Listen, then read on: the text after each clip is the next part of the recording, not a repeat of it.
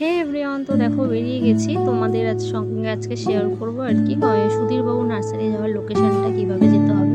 তো আমি তো বাড়ি থেকে বেরিয়ে গেছি আর চলে এসেছি দেখো অশোকনগর স্টেশন। এটা হচ্ছে স্টেশন রোড। টিকিট কাউন্টারের সামনে থেকে বেরিয়ে এসে যে মেন রোডে উঠবে, এই রোডটা ক্রস করলেই এখান থেকে পেয়ে যাবে তোমরা অটো। এখান থেকে যে পারুলিয়ার অটো পাওয়া যায় সেই অটোতে উঠলেও হবে, কিন্তু সেখান থেকে আবার হাঁটতে হবে। কিন্তু এখন কিন্তু অটো কাকুরা মানে রিজার্ভেশন হয়ে যাচ্ছে 30 টাকা মাথা পিছু, যেটা একদম নার্সারির সামনেই নামাবে, যেখানে আর কি কমলালেবুর বাগান আর কি মানে আছে, সেখানেই নামাবে। তো আমরা অটোতে উঠে গেছি। আর দেখো বিল্ডিং মোড় থেকে এই ওয়াচ টাওয়ারের পাশ থেকে তোমরা ডিরেক্টলি চলে যাবে কচুয়া মোড়ে।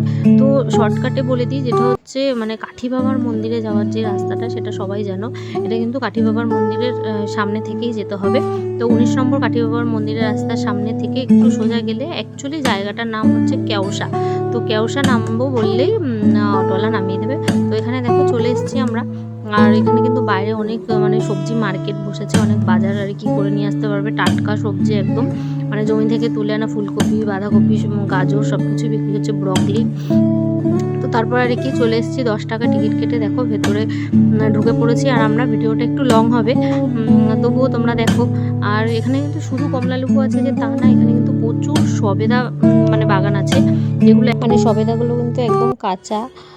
তো এখানে দেখো গাছে হাত দিলে বা ফল ছিলে কিন্তু 500 টাকা করে ফাইন নেবে। তো সেই জন্যই আর কি মানে কেউই কমলালেবু ছিঁড়তে পারেনি। ছিঁড়লে হয়তো বেশ ভালো লাগতো, কিন্তু যাই হোক শুকিয়ে গেছিলো ফলগুলো। আরও আগে গেলে আর একটু ভালোভাবে দেখা যেত আর কি, ভালো ফ্রেশ ফল দেখতে পেতাম। একটু নিচে ছিল কমলালেবু আর কি, সেখানে আমরা একটু হাত দিয়ে দেখছিলাম, মানে হাত দিয়েছিলাম আর কি ছবি টবি তোলার জন্য, একটু ভিডিও বানানোর জন্য। আর পুরো মানে যেখানে যেখানে কমলালেবুর বাগান আছে আর কি, সব জায়গায় কিন্তু নেট দেওয়া। তো তোমরা একদম কাছে সেরকম যেতে পারবে না, কিন্তু সবেদা গাছ কিন্তু একদম দেখো পাশেই আছে পুরো নিচে, যেগুলো তোমরা হাতে ধরতে পারবে, ছিঁড়তে পারবে, কিন্তু সবেদা পুরো কাঁচাই ছিল।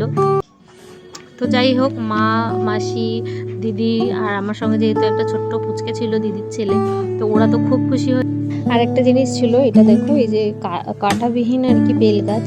তো এটা কখনো দেখিনি, এটা একটু নতুনত্বই। সত্যি বেল গাছটায় কিন্তু কাঁটা ছিল না, কাঁটাবিহীন বেল গাছই ছিল।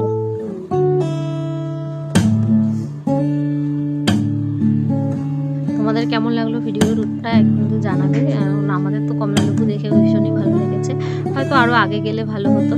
তবু যাই হোক, আরও কিন্তু অনেক গাছ ছিল এখানে। এই যে ডালিম গাছ ছিল, একদম আমের প্রচুর আম গাছ ছিল। আর আম গাছে দেখো দেখো অলরেডি বোল চলে এসছে। আর অনেকদম ছোট ছোট মাটির সঙ্গে নোমানো কিন্তু জাম গাছও ছিল।